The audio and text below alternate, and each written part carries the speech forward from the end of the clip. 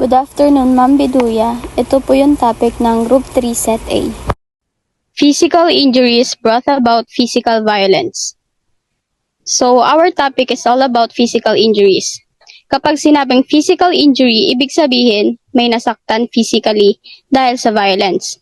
For example, nabugbog, nasaksak, o naaksidente. Resulta nito is usually sugat o tinatawag na wound. So, tandaan natin, ang physical injury is epekto ng physical na pananakit sa katawan ng tao.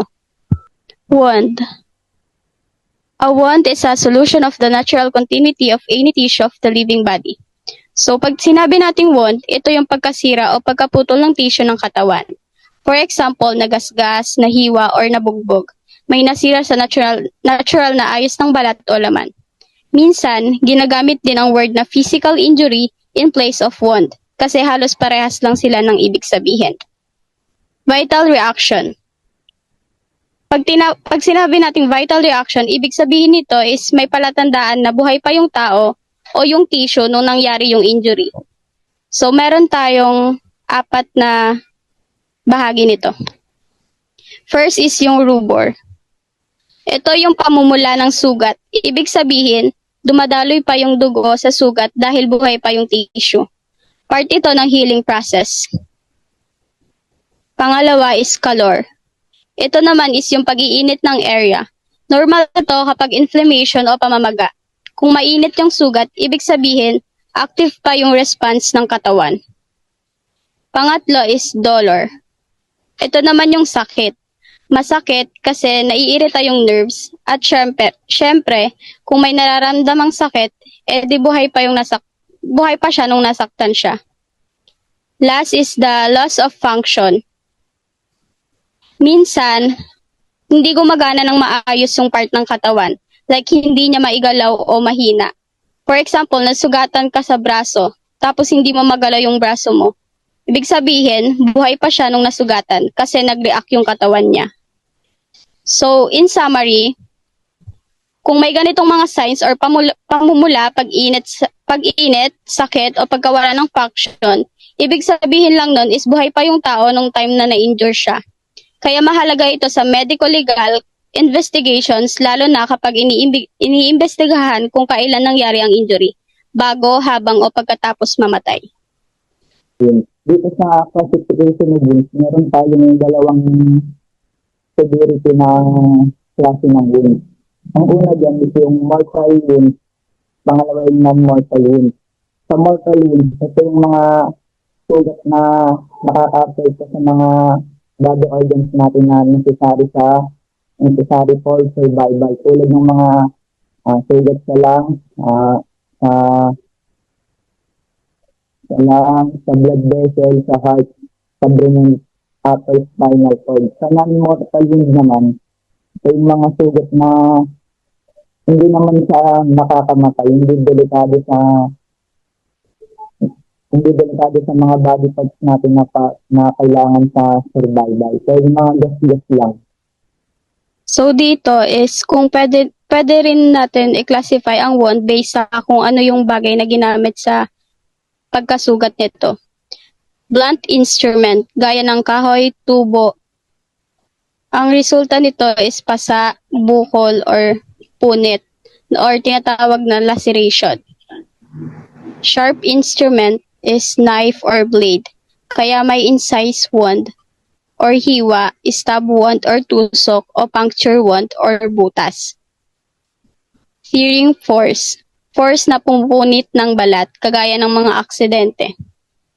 Change in pressure, gaya ng barotrauma kapag biglang nagbago ang pressure sa katawan. Heat or cold, sunog, paso, o frostbite. Pwede ring scald dahil sa mainit na tubig o oil. So, tinitignan natin kung ano ang pinanggagalingan ng injury. As to the manner of inflection, heat, by means of bolo, blunt instrument, or axe. Kapag ang tao ay tinamaan gamit ang matigas na bagay tulad ng bolo, palakol o blunt instrument, halimbawa, paghampas ng kahoy o tubo. Next, thrust or stab, bayonet dagger. Kapag sinaksak gamit ang matulis na bagay tulad ng bayoneta o kutsilyo, malalim ang sugat at karaniwang diretsong tinusok. Number 3.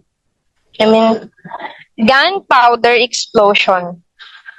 Projectile or shrapnel wound. Ito ay sugat na gawa ng bala, bomba, o mga peraso ng metal mula sa pagsabog. Mabilis at masakit ang epekto. Next, sliding or rubbing or abrasion.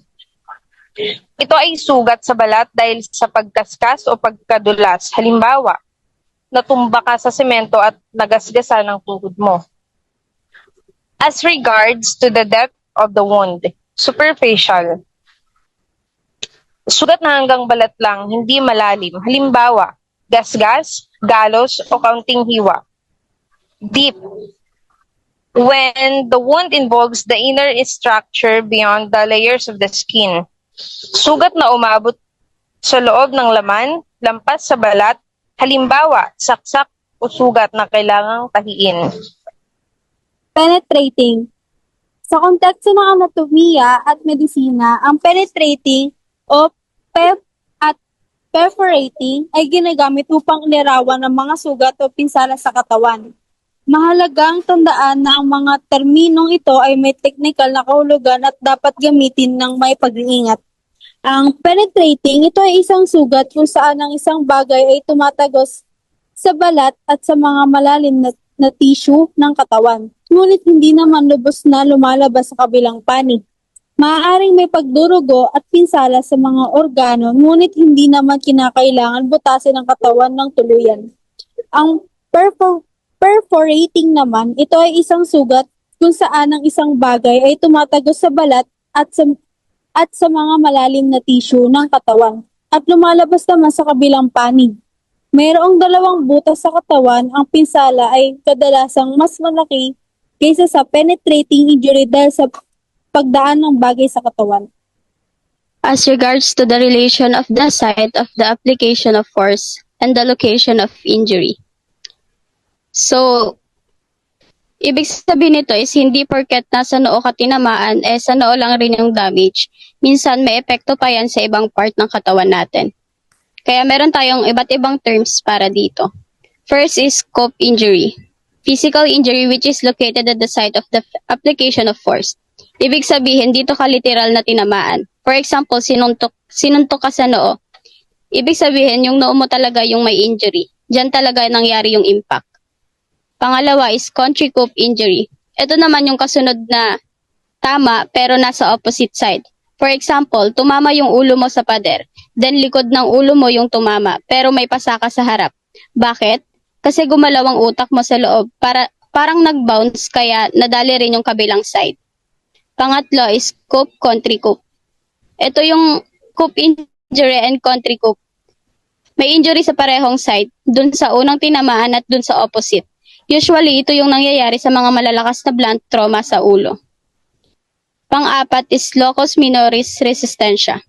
Ibig sabihin lang nito is doon tumama sa part ng katawan na mahina. For example, sinuntok ka sa noo pero ang namaga ay ilalim ng mata. Kasi manipis yung buto doon. Kaya doon lumalabas yung damage kahit hindi doon dumiretso yung suntok. Panglima is extensive injury. Ito naman yung isang bagsak or force lang pero ang daming damage. Pwedeng may sugat, may bali, may pasa. Lahat sabay-sabay. So, kahit isa lang na impact, sobrang daming naapektuhan sa katawan. Defense wounds. Bigyan ko na lang kayo example or scenario. Ito naman, nakukuha naman tong defense wound kapag, kunyari, hinold up ka tapos naglaban ka. May makukuha ang, siyempre, naglaban ka, may makukuha ang gasgas or anumang pinsala sa iyong katawan. Ayun yung tawag na defense wound. Then, pattern wound, may naiiwan siyang marka sa parte ng katawan mo. Kunyari, example, yung kunyari, mapaso ka ng mainit, tapos syempre may matitira dong pattern. Then, self-inflicted wound, ay naman yung kunyari, maglalaslas ka, ayun yung tinatawag na self-inflicted wound. Abrasion. Ito ay isang sugat na mula sa halimbawa na tumba ka tapos tumama yung katawan mo sa bato. So magkakagasgas ka. Yun lang. Tapos, inside wound, sugat na ito ay isang inukit na sugat na sani ng matalim na kutsilyo. Tulad ng, kunyari, inold up ka. Tapos, nanlaban ka. So, yung mga hold up, mag-act na, sasaksain ka talaga. So, doon mo makuha yung inside wound. Next is stab wound. Yun naman, yung sugat na, kunyari, sinaksak ka ng ice pick or ball pen. So, magkakaroon ka ng stab wound. Next is puncture. Ito naman yung sugat na kunyari, sa hikaw natin, halimbawa sa hikaw natin, di ba hindi na gumagaling yon, tapos malalim na sugat since binutasan nga. Then, ang lacerated, sugat na magaspang na dulot ng matinding puwersa o pagka-impact na iginsanin ng punit na sa balat. Example is, ang sugat na ito ay isang punit na sugat mula sa pagkabangga sa matigas na bagay. Petechia.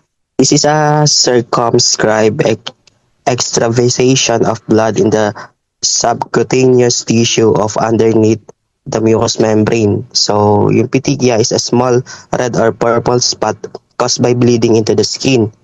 So, nalolocate ito sa skin, mucous membrane, and minsan nakikita mo rin the inside of your mouth. So, yung cause na ito, minor bleeding from capillaries. Dagdag ko lang din yung capillaries naman. Ito yung mga blood vessels natin sa katawan na nagdi-deliver ng nutrients and oxygen through our body. So, dito naman sa pangalawa, contusion. Contusion is the infusion of the blood into the tissues underneath the skin or account of rupture of the blood vessels as a result of the application of blunt force or violence. So, yung contusion naman, kukuha siya sa pagkasira ng mga blood vessels natin dahil sa blunt force or violence. For example na lamang dito, sinapa ko sa sermonyoso sa mukha and then nagka-black eye siya. Yung black eye na yun yung tinatawag natin na contusion.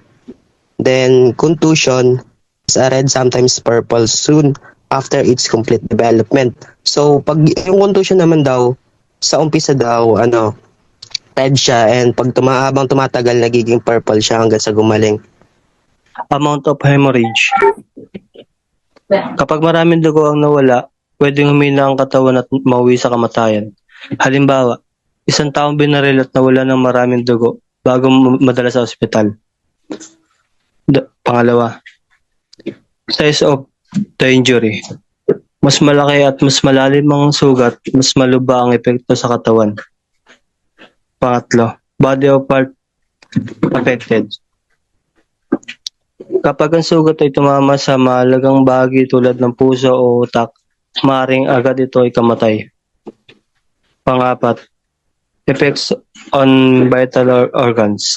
Ang sugat ay maaaring sirain ang normal na pagana ng mahalagang organ na nagdudulot ng kamatayan. Halimbawa, nasugatan ng puso kaya uminto ito sa pagtibok. Hematoma, blood cyst or blood tumor. Hematoma is the extravasation of or infusion of blood in a newly formed cavity underneath the skin. It usually develops when the blunt instrument is applied in the part of the body where bony tissue is superficially located, like the head, chest, and anterior aspect of the leg. So, yung hematoma or blood cyst is when a hard object is hit in your head or chest or anterior aspect of your legs. Parang may mag-perform na bukol or gas-gas na bilog sa ulam mo. Usually, ang tawag doon is blood cyst or hematoma. Musculoskeletal injuries. So, ano nga ba ang musculoskeletal injuries? Ito naman ang injuries na may kinalaman sa muscles, bones, joints, and connective tissues. So here the 5 types of musculoskeletal injuries. So number 1, sprain. So ang sprain naman ay itong uri ng injury na to ay isang ligament o yung mga tissues na nagduduktong sa ating mga buto. So karaniwang itong nangyayari kapag na-overstretch yung ating joint. So ang example lang nito is, for example na to is yung bone habang naglalaro ng basketball. So sa dislocation, so yung dislocation naman is kapag yung isang bone mo ay lumabas sa normal niyang pwesto or sa joint. So yung example lang nito is, halimbawa na dislocate ang shoulder mo dahil sa matinding pagbaksak dulot ng accident. So yung fracture naman is yung bali o yung crack sa ating buto. So may iba't ibang klase din na itong pwedeng minor lang or major na totally na nabali. So ang example lang nito, halimbawa nabagsakan tayo ng mabigat sa paa natin, nabagsakan tayo ng mabigat na kung ano man bagay na bumagsak sa atin tapos yun, nabali yung buto natin dahil sa pagkakabagsak na yun. So pwede siyang magdulot ng fracture sa ating buto. So strain. So ang strain naman ito yung injury sa muscle natin. So sa kadalasan dulot ng biglang pagbuhat ng mabibigat na bagay. So subluxation. So ito naman yung uri ng injury na partial dislocation. So ibig sabihin hindi totally lumabas yung ating buto sa pwesto pero naiba yung alignment nito. So number 2, internal hemorrhage. So ito yung mga dulot ng pagdudugo sa loob ng ating katawan. So hindi siya kagad nakikita kaya delikado. For example, nabagok ka. Tapos ayun, di dumugo. So delikado pag here's the symptoms of internal hemorrhage. So una, pamumutla, panghihina o low blood pressure. Number 3, cerebral concussion. So ito naman yung isang brain injury na nangyayari kapag nauga yung ating utak dahil sa impact dulot ng, for example is accident. Ang sprain naman, dagdag ko lang sa sinabi ng nauna sa akin. Ito yung injury na parang kunwari naglalaro ng basketball na natapilok ka, ganun. Ganun yung sprain. Dislocation naman is, ito yung kunwari yung joint natin sa tuhod. Biglang nahiwalay sila sa isa't isa.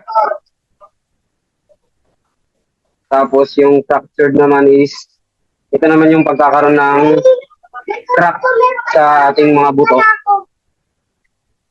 Ang strain naman, ito naman yung tinatawag natin yung nakanood ba kayo ng finals ng NBA ngayon? Yung Game 7 kay Haliburton. Yun yung ganun yung strain. Yung parang naputol yung nakakonek sa muscle na dito sa paa. Yung ito yung nakasuporta sa muscle natin papunta sa paa.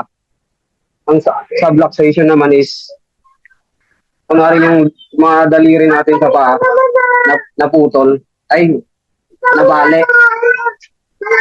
Pero di siya lumabas na hindi naman na totally talaga na nabali. As in na lang yung alignment na iba. Thermal injuries or death. Dito naman sa tinatawag na thermal injuries or death. Thermal means heat or temperature. So injuries na to ay dahil sa sobrang init o sobrang lamig. Kunyari, ang katawan natin ay na-expose sa temperature na malayo sa normal na temperatura ng katawan natin. Masyadong mainit o masyadong malamig. Nagkakaroon ng damage sa mga cells ng katawan. Yan ang tinatawag na thermal injury. Next po is frostbite. So pag sinabing frostbite, isa siyang kondisyon na nangyayari kapag sobrang lamig ng paligid or matagal na na-expose yung balat. And usually, sa mga bahagi ng katawan, daliri, kamay, or paa, ilong or tenga. And nagkakaroon siya ng pamamaga, paninigas ng balat, and pwede ding matay yung laman. So pag sinabing frostbite, sa madaling salita po, ito yung pagyelo ng balat dahil sa sobrang lamig. Next po is trench foot. Isa siyang sakit sa paa and nakukuha siya sa pag matagal ka naglalakad sa malalamig or sa basang lugar. Yun lang. Thank you po.